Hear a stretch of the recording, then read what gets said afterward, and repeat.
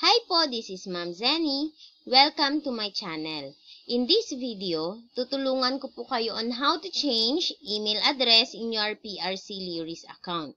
So, kung nakalimutan niyo po ang inyong password, pero may access pa po kayo sa inyong email address, meron po akong video on how to change password on your PRC Lyris account. Ilalagay ko po sa description box yung link.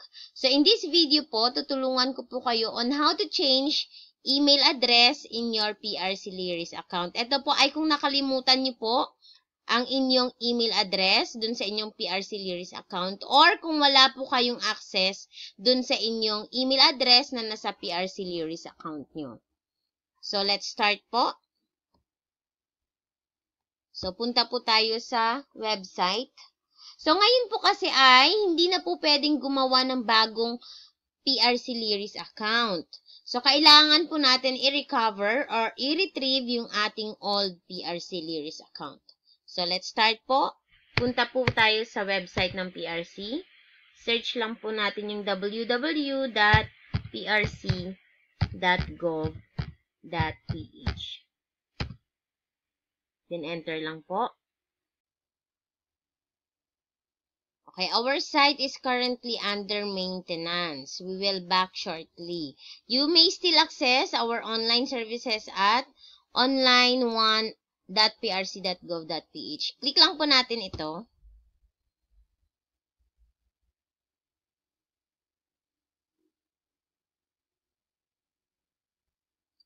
Okay, wait lang po natin.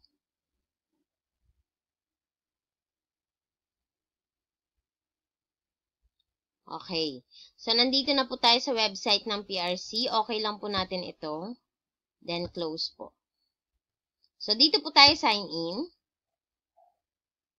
So, ito po yung aking email address.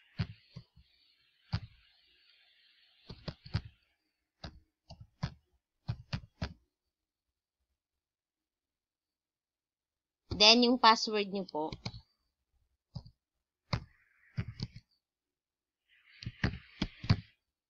Then, I'm not a robot. Click nyo po ito.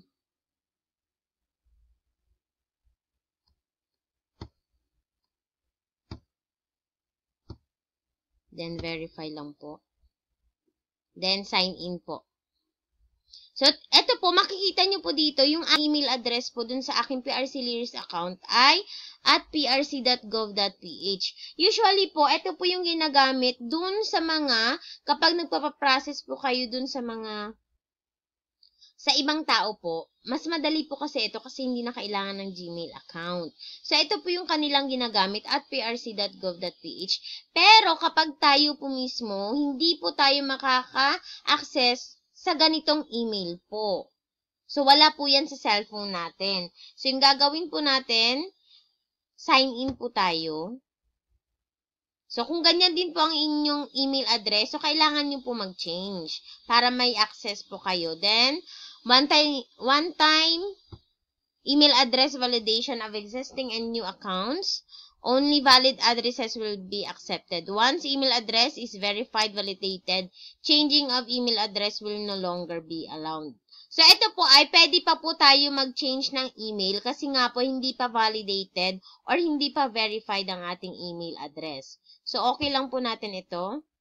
Then, user not yet verified. Please verify your email address first. Then, close po natin. So, dito po, makikita po natin na note for old accounts who can't access their email, you can change your registered email here and we will resend validation of email. So, dito po tayo, click po natin itong change email. Kasi nga po, wala po tayong access dun sa ating PRC Lyris account. So, dito po, lagay po natin dito yung mother's name, birthday, existing email, and new email address, and password po. So, lagay po natin yung mother's name.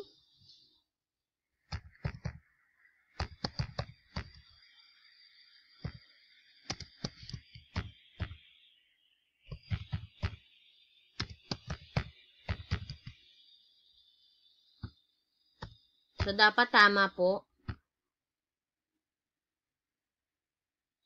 Then, birthday nyo po. Then, existing email address nyo po. So, lagay nyo po dito ang inyong email address.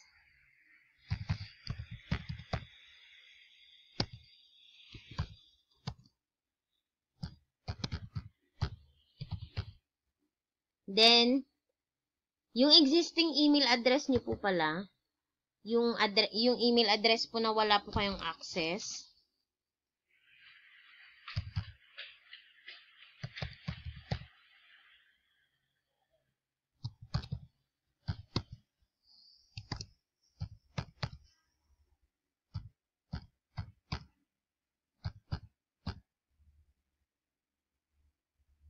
then, ang inyong new email address po.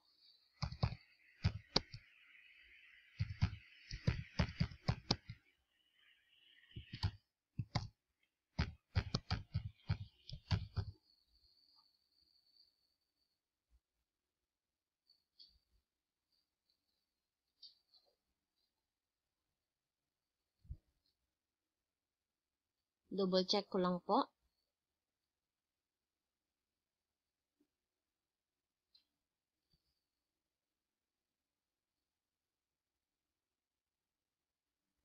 Then, password po.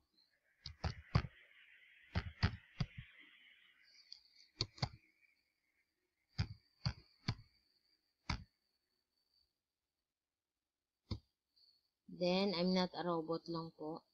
Click nyo lang po yan. Then, enter your details and click submit and we will email validation to your account. So, submit lang po. Okay, information incorrect, email and password. So, okay lang po. Yung nilagay ko po kasi dito ay yung password po na bago na gagamitin ko. So, itry po natin yung old password po.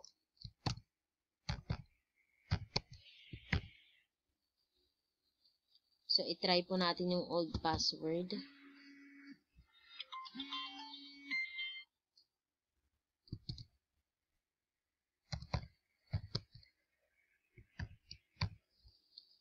So, submit po natin. So, old password po yan. Okay, change email successful. So, kailangan po pala ay, pag mag-change po kayo ng email address, yung old password po yung ilalagay nyo. So, meaning po dito ay, yung email address lang po talaga yung i-change natin. Pero yung password, yun pa rin po yung sa old nyo po. Okay? So, change email successful. Please validate your account to continue. So, ito po yung aking email address. Okay, then okay lang po natin. Then, check po natin dun sa ating Gmail kung may email address, kung may email na po na galing sa PRC.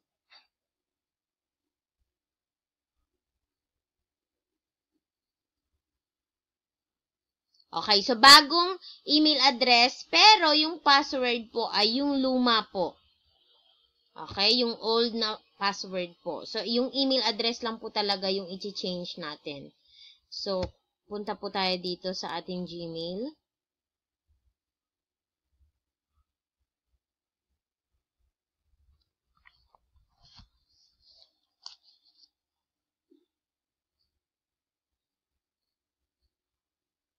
Okay, so ito po, online email validation. So, click lang po natin ito.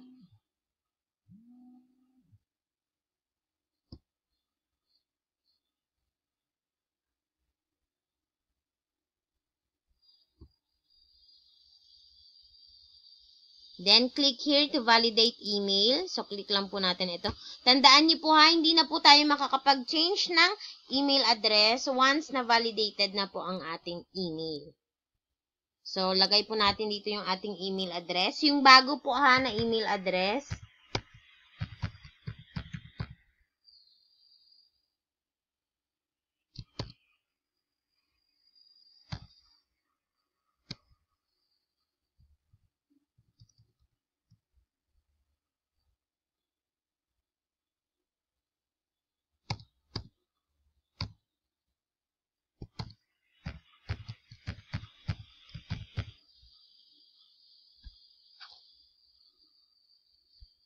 Then, password po.